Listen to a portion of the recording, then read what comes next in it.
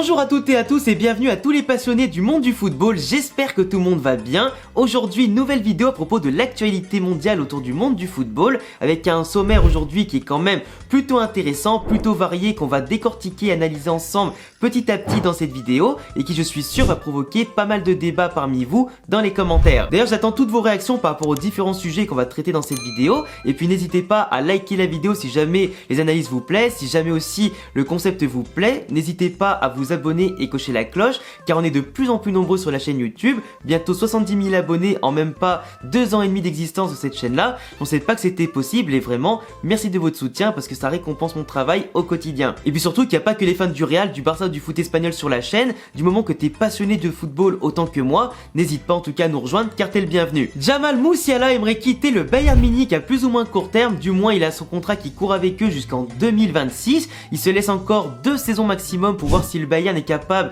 de bien s'entourer, de bien recruter, de créer un effectif capable de remporter la Ligue des Champions et pourquoi pas permettre à Musiala d'être dans les favoris au Ballon d'Or un jour, car son ambition en tant que pur diamant et pépite du football allemand, il aimerait remporter un jour le Ballon d'Or. Cette année il fait partie des favoris pour le Golden Boy, malheureusement pour lui, le bon début de saison de Jude Bellingham au Real Madrid est tellement étincelant que forcément il va lui passer devant au niveau des votes. D'ailleurs au passage l'an dernier, Jude Bellingham a aussi été étincelant avec Dortmund, il manquait plus que le titre de Bundesliga qu'ils ont perdu à la dernière journée, mais Musiala malgré le titre en Bundesliga et tout ça, reste un petit peu derrière. Cette année, pour l'instant, il est un petit peu en dessous au niveau statistique, que 2 buts et 2 passes D toutes complètes confondues avec le Bayern, donc un début de saison assez timide qui l'ont un peu pénalisé je pense au niveau des votants, mais Musiala qui aimerait franchir un palier, qui se dit qu'avec le Bayern c'est trop facile au niveau de la Bundesliga, au niveau de la Coupe d'Allemagne qu'il a déjà remporté plusieurs fois, la Super Coupe d'Allemagne il a déjà gagné, bon l'été dernier c'est pas un bon exemple parce qu'ils sont fait poutrer par Leipzig, mais globalement il sait qu'en Allemagne c'est pas là où il arrivera à le plus progresser malgré le temps de jeu, la confiance du coach, qu'il soit titulaire, tout ça, parce que pour lui il est largement au-dessus de la Bundesliga et il sait qu'en Liga ou en Première Ligue il aurait plus d'exposition, plus de mérite, de meilleurs adversaires pour progresser encore plus et éventuellement de meilleurs effectifs à côté de lui pour remporter des Ligues des Champions et éventuellement un jour se positionner sur les Ballons d'Or. Pour moi je ne vois pas trop aller à Liverpool parce que Liverpool c'est une équipe qui va encore perdre pas mal de tauliers dans les années à venir, qui risque d'avoir un changement de coach avec Klopp qui ne va pas rester trop longtemps encore à Liverpool, il y aura du coup un cycle qui les empêcheront de remporter des Ligues des Champions je pense à plus ou moins court terme et encore moins des Premières Ligues, malgré pour l'instant un très bel effectif qui est en place. Manchester City, il risque de perdre Kevin De Bruyne, dont on reparlera un petit peu après dans la vidéo, dans l'actualité, etc. Mais Kevin De Bruyne qui pourrait être remplacé par Musiala en tant que milieu offensif, distributeur, meneur de jeu, ce serait en tout cas une bonne idée dans un système à la Pep Guardiola en tout cas comme il aime bien développer en ce moment, et pourquoi pas après par rapport à l'effectif qui restera en place même après Pep Guardiola, t'as quand même quelque chose avec un potentiel capable de gagner encore sur la durée. Après au Real Madrid le problème c'est qu'à son poste t'as déjà Jude Bellingham, t'auras peut-être aussi Arda Güler quand il sera de retour de blessure qui commencera à prouver son talent au monde du football, donc t'auras déjà tout ce qu'il faut au Real Madrid à son poste là, à Musiala. Après Musiala, si le Bayern le pousse vers la sortie en 2025 parce qu'il n'a pas prolongé, il aura un prix entre 40 et 80 millions à peu près, et c'est un joueur qui a tellement de talent, qui est très loin de son prime à tous les levels, qui a une marge de progression exponentielle dans tous les secteurs de jeu.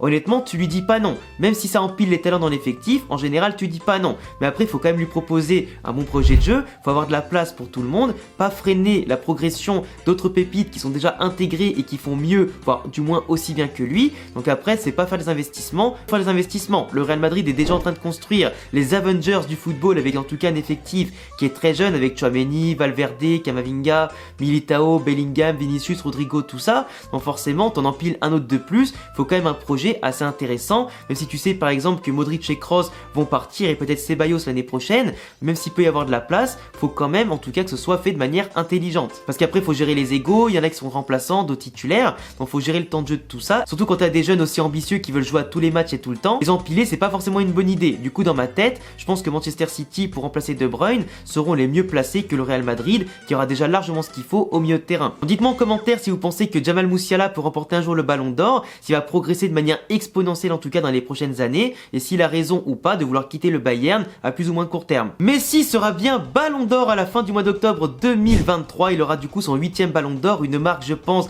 qui sera jamais égalée dans le monde du football. Je pense pas qu'un jour tour, on est quelqu'un qui remportera 8, 9 ou 10 ballons d'or, à moins qu'il y ait une grosse domination, comme dans le tennis on a eu avec Rafael Nadal, Federer et Djokovic, qui se partageaient à tous les trois tous les trophées pendant plus de 10-15 ans, avec une hégémonie totale. Mais globalement, dans le monde du football, c'est plus compliqué. Durer sur 10-15 ans à ce point-là, c'est extrêmement fort, il n'y a que Messi et Ronaldo qui l'ont fait. Et encore que Ronaldo, 5 ballons d'or, il aurait mérité pourquoi pas d'en gratter au moins un ou deux de plus. Mais Messi, en tout cas, fait encore aujourd'hui le ballon d'or de la controverse. Ok, il a remporté la Coupe du Monde, ok, il a fini le jeu, mais sur son ensemble de l'année, il n'a pas fait une saison aussi impactante que Erling Haaland, qui a fait le triplé avec City, qui a battu le record de Première Ligue au bout de sa première saison là-bas, qui a battu plein de records en général, qui à 21-22 ans aurait pu mériter son premier ballon d'or, parce que franchement, il pouvait pas faire mieux. À part avec la Norvège, qui est un tout petit pays pour se qualifier pour les tournois comme la Coupe du Monde ou l'Euro, et encore que pour l'Euro, c'est pas encore mort, faut qu'il passe peut-être par les barrages et c'est pas encore sûr, c'est compliqué quand même. Donc tu peux pas mettre les mêmes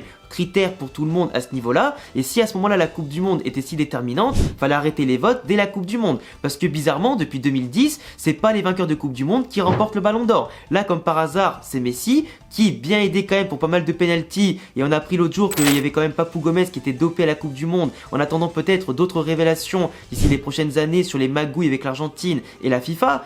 Pour une Coupe du Monde au Qatar, c'est quand même controversé déjà de base sur l'attribution, sa gestion et toute la clique, mais au-delà de ça et de la polémique de l'Argentine, Messi avait fait quand même un bon début de saison avec le Paris Saint-Germain pour bien se préparer pour la Coupe du Monde, mais après dans tous les matchs qui ont compté, Ligue 1, Ligue des Champions, tout ça, il a disparu. Messi n'a plus servi à rien à partir du moment où la Coupe du Monde a été gagnée par l'Argentine. Haaland a été bon pendant 12 mois et normalement la régularité et l'impact des trophées avec Manchester City qu'il a eu, qui avait jamais remporté la Ligue des Champions, tout ça par rapport à Messi qui devait ramener l'Argentine sur le toit du monde. Alors oui, c'est symbolique pour Messi, etc. parce qu'il cherche le trophée depuis toute sa carrière, mais Haaland qui arrive pour la première fois en Première Ligue et au plus haut level quasiment après Dortmund, c'est quand même phénoménal. Et Haaland mérite largement plus le Ballon d'Or que Messi, qui le mérite aussi. Mais dans ce cas, pourquoi les autres Coupes du Monde n'ont pas compté autant dans les votes? Et pourquoi, par exemple, il y a autant d'hypocrisie? Parce que l'Argentine, finalement, son Ballon d'Or à Messi ne tient qu'à un tir au but. Si Tchouaméni ne rate pas et que c'était un Argentin qui avait raté, ça veut dire quoi? Que la France gagnait la Coupe du Monde. Et dans ce cas, c'était Mbappé qui remportait le Ballon d'Or. Mbappé qui fait une moins bonne saison que Haaland sur la durée, au niveau des trophées, l'impact en club et sur l'ensemble de la saison. À un moment donné, c'est quand même beaucoup d'hypocrisie. C'est pour ça que le Ballon d'Or, un trophée individuel dans un sport collectif, moi personnellement, je ne supporte pas ça. Franchement, c'est un des trophées que je trouve le plus aberrant au monde. Et plus on passe les années, plus t'as des joueurs qui se font voler, comme Lewandowski, Schneider, Iniesta, Xavi, Neuer, Ribéry, etc. Si tu fais le calcul, t'as tellement de joueurs qui sont fait voler, comme les Raoul à l'époque, les Zidane en 2006, tout ça, c'est quand même aberrant. Encore une fois, je vous dis pas que Messi le mérite pas, mais que Haaland le méritait plus. Surtout quand t'es pas le meilleur joueur de ton effectif, parce que le Mbappé, il est beaucoup plus fort que Messi depuis ces dernières saisons. C'était beaucoup plus la Mbappé dépendance que la Messi dépendance. Et quand t'es même pas le meilleur joueur de Ligue 1 de base, à un moment donné, tu peux pas être le meilleur joueur du monde et le Ballon d'Or, tu vois. Kevin De Bruyne pourrait bien aller à Al Nasser à la fin de la saison, en tout cas avec ses nombreuses blessures, le fait qu'il n'arrive plus à être régulier avec Manchester City, à bientôt 33 ans, pourrait bien quitter l'Europe contre un énorme chèque, en tout cas pour Al Nasser, avec notamment l'Arabie Saoudite. Il a toujours rêvé vouloir jouer avec Cristiano Ronaldo, il a toujours dit que ces deux-là, ensemble, auraient pu faire des merveilles. D'ailleurs, Ronaldo, qui aurait pu rejoindre City à un moment donné, au lieu de retourner à Manchester United, aurait pu former un duo avec Kevin De Bruyne, au moins pendant une saison ou deux avant que Haaland débarque, qui aurait pu faire des merveilles. Ronaldo aujourd'hui, c'est quand même, si je dis pas de conneries, 53 buts et passes décisives en tout en seulement 45 matchs cette saison en 2023, pardon, l'année 2023. C'est 43 buts pour 10 passes décisives, c'est 34 buts 38 en 38 matchs avec Al Nasser. Plus de buts marqués aussi que de matchs joués avec le Portugal, c'est absolument phénoménal. Ronaldo aujourd'hui, à 38 ans, bientôt 39, bat tous les records et en tout cas se montre encore aujourd'hui avec un doublé en Ligue des Champions asiatiques avec Al Nasser, et Kevin De Bruyne serait séduit en tout cas par Al Nasser et Ronaldo pour aller là-bas. Il a déjà tout accompli avec City, il a remporté la Champions League, il sait très bien peut-être qu'il pourra remporter qu'une autre peut-être cette saison-là avec encore Haaland qui est toujours présent et qui continue de cartonner, mais avec la fin de cycle qui arrive potentiellement avec Guardiola bientôt avec City et tout ça, il sait qu'il pourra peut-être plus remporter grand chose encore d'ici les prochaines années. Du coup, partir par la grande porte avec les trophées ramassés avant de potentiels échecs, ça pourrait être une bonne chose pour Kevin De Bruyne. Il formerait un duo de fou qui pourrait pourquoi pas aider Ronaldo en 2-3 ans à franchir enfin le palier d'abord des 900 buts en carrière, ce qui est déjà un record, et après derrière pourquoi pas les 1000 buts qui serait phénoménal et ultra symbolique. Est-ce que pour toi Kevin De Bruyne va rejoindre Al Nassr en 2024 ou pas du tout? Tu me le diras en commentaire. Une star offensive du monde du football à moins de 20 millions d'euros qui sera accessible à ce prix-là dès le mercato d'hiver 2023 et le mercato d'été 2024, c'est le cas de Serhou Guirassy qui explose, en tout cas du côté de Stuttgart, l'international guinéen qui est actuellement à 14 buts et 2 passes décisives en 8 journées de Bundesliga. Pour l'instant il est blessé entre 1 à 3 semaines par rapport à une cuisse ou la jambe, je sais plus trop, mais en tout cas il marche sur l'eau depuis le début de saison. Il n'est pas étranger au fait que Stuttgart trône en tout cas les hauteurs de la Bundesliga, mais vraiment on a un joueur ici qui est énorme au niveau de ses buts qu'il va marquer, de pur attaquant, une finition qui est clinique, un joueur qui n'a pas besoin de beaucoup d'occasions pour les mettre au fond, qui arrive à bonifier le jeu de son équipe, qu'il a transcendé depuis son arrivée la saison dernière, un joueur qui franchit des paliers, qui est pour l'instant sur les mêmes en tout cas tenues du record de Lewandowski qui a battu le record de Gerd Müller avant de partir du Bayern. Il est en tout cas sur la même marge de progression, même si pour l'instant comme je l'ai dit il risque de manquer quelques matchs avec sa blessure du week-end dernier où il a même marqué en tout cas avant sa blessure, mais un joueur qui est clinique de la tête, du pied gauche, du pied droit, qui a cette faculté à bien se positionner, qui est rapide, qui avec sa taille et son physique arrive à jouer en tout cas au physique avec les défenseurs adverses et qui est rarement pris en tout cas dans les duels, quelqu'un qui s'impose, qui peut jouer en pivot, qui peut ouvrir les espaces pour les autres, qui combine bien, qui est en tout cas assez à l'aise techniquement et qui en plus a toujours entre guillemets la chance ou simplement le flair de se positionner au bon endroit au bon moment, même quand il n'est pas concerné par l'action, les ballons sur les petits rebonds, les passes déviées, etc. lui retombe toujours dessus. Donc quand tu as un joueur comme ça qui est touché par la grâce et qui fait un aussi bon début de saison, à moins de 20 millions d'euros, honnêtement, ça se prend. Et je vous dis que ce mec-là est vraiment impressionnant pour le voir jouer de temps en temps avec Stuttgart, parce que je suis quand même pas mal la Bundesliga par rapport au Bayer Leverkusen de Xabi Alonso, mais globalement, je pense que dès l'été prochain, il sera largement dans un meilleur club, qui jouera bien sûr les Coupes d'Europe et qui saura en tout cas le mettre dans un meilleur effectif et encore dans de meilleures conditions. À 27 ans, il a encore tout le temps de passer d'autres paliers et franchement, GG à lui. Et pour terminer la vidéo, l'Olympique Lyonnais est en crise et Grosso pourrait bien être déjà viré avant le mercato d'hiver 2023. L'Olympique Lyonnais qui est dernier du classement de Ligue 1 avec 0 victoire, que des matchs nuls et surtout beaucoup de défaites. Ils ont encaissé le double de buts qu'ils ont marqué, c'est un effectif qui est en panne offensive, qui n'a pas de football, qui a des joueurs démotivés, autant les joueurs expérimentés que les plus jeunes, personne ne trouve la solution. T'as un football qui est fade, même les places aujourd'hui à 7 ou 8 euros voire 9 euros pour aller voir les matchs comme contre Clermont, c'était limite beaucoup trop déjà à payer. Tu vois un spectacle qui est dégueulasse. Pour ceux qui ne le savent pas, j'habite à Lyon. Avant j'allais souvent au stade, je suis pas un supporter de l'Olympique Lyonnais, mais forcément en tant que fan de football je vais voir des fois le club de ma ville, c'est normal. Mais quand tu vois ça, le pauvre spectacle avec aucune intention, aucune tactique, avec des erreurs parfois monumentales, même si des fois il y a des petites polémiques arbitrales comme le but de Clermont l'autre jour où le mec prend le ballon à la main avant de faire son action et marquer. Mais globalement l'Olympique Lyonnais c'est catastrophique. Des erreurs défensives dignes de Ligue 2, de National ou en tout cas des amateurs, des pauvresse offensive, aucune efficacité, aucune percussion, ça enchaîne pas 3-4 passes de suite, c'est absolument cataclysmique. T'as des Cherki qui malheureusement parasitent le jeu et qui sont pas aussi énormes qu'on le dit, Lacazette malheureusement qui est pas servi, qui est trop seul et qui est moins efficace que la saison dernière, des Tolisso, des Taulier qui sont pas du tout au level, des jeunes comme Cacré en ce moment, Le Penant, etc. qui sont pas du tout ouf.